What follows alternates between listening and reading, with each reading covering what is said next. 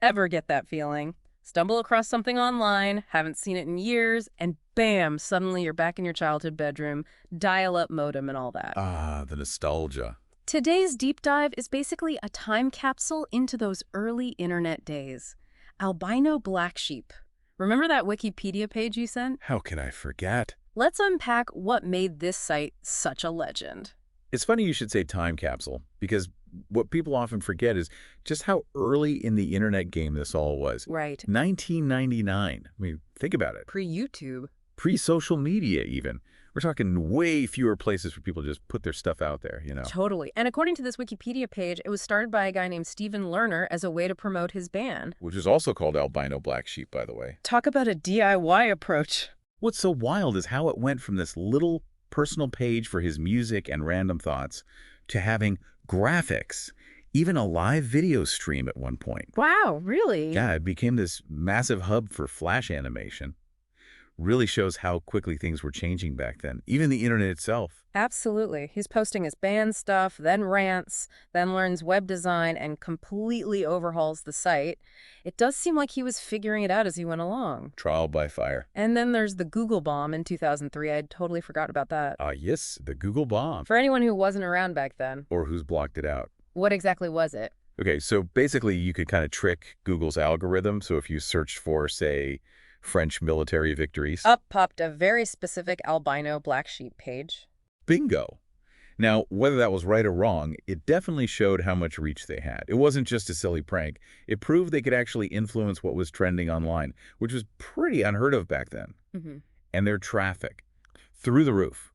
At their peak, they were getting something like 1.5 million page views a day. A day? No way. I knew it was popular, but that's just, wow. Clearly, this was not your average website. Not at all. And it wasn't just random people passing through either. Albino Black Sheep was like a launch pad. For animators especially, it's where those early memes we still quote today got their start. Even musically, it had a huge impact. Yeah. The page mentions Animutation and Neil Cicierega, a total icon in the world of, well, bizarre flash animation. For sure. And don't forget Tally Hall, Banana Man.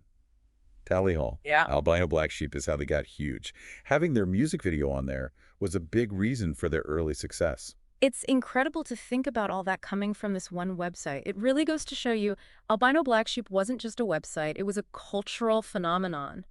Makes you wonder if there was something about the early internet, something that made this kind of organic growth possible, that feeling of community, of discovering things together. Makes you wonder, would Albino Black Sheep even be Albino Black Sheep if it launched today? Good question.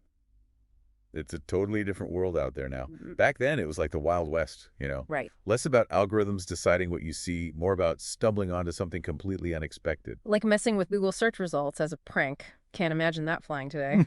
Not a chance. Things are way more controlled now, right? Platforms have all these rules, and the algorithms, sure, they help us find things, but they can also trap us in these echo chambers. True. And flash animation. Ancient history. Even says on the Wikipedia page that Adobe shut down Flash Player. Right. Imagine how much of Albino Black Sheep's content would just be lost if we were relying on today's technology. It's crazy how much power technology has, not just over what we watch and listen to, but the whole culture around it. What if those animations were all designed to be shared on social media instantly, Totally different ballgame. It's tough to say if Albino Black Sheep would have been more popular or less popular, but it wouldn't be the same. Not at all. But it makes me think, even though the technology is gone, the heart of what made Albino Black Sheep so special, that's still relevant. Oh, absolutely.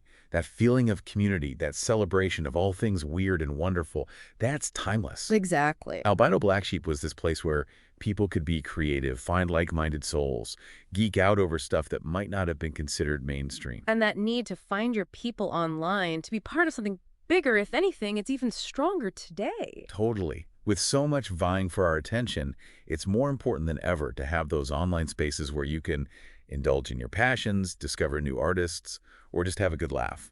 Yeah, it's like that feeling of discovery that Albino Black Sheep was so good at capturing. Remember those late-night internet rabbit holes? You start with one animation and end up who knows where. The best. And it wasn't just passive either. The comments sections, a whole other world. People arguing about animutation, sharing their own work. It was like this living, breathing archive of early internet culture. It is wild to think that Albino Black Sheep, which was so very much of its time, accidentally captured this perfect snapshot of digital history. Right.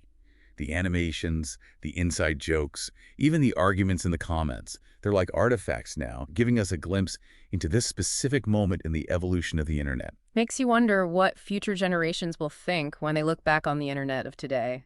What will be the albino black sheep of our time?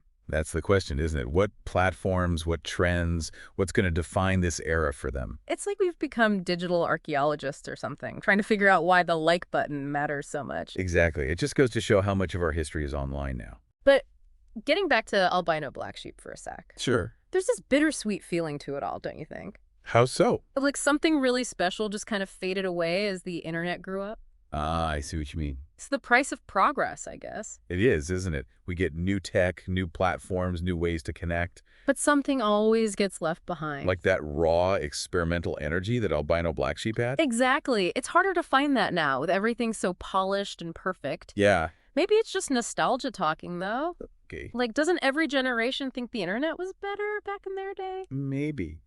But there's something to be said for what albino black sheep stood for, you know? Oh, for sure.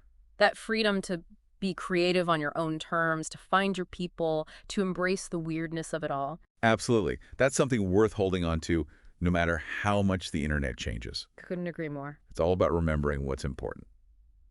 So as we wrap up our deep dive into albino black sheep, Time flies, huh? what's the one thing you hope our listeners take away from this blast from the past? That's easy.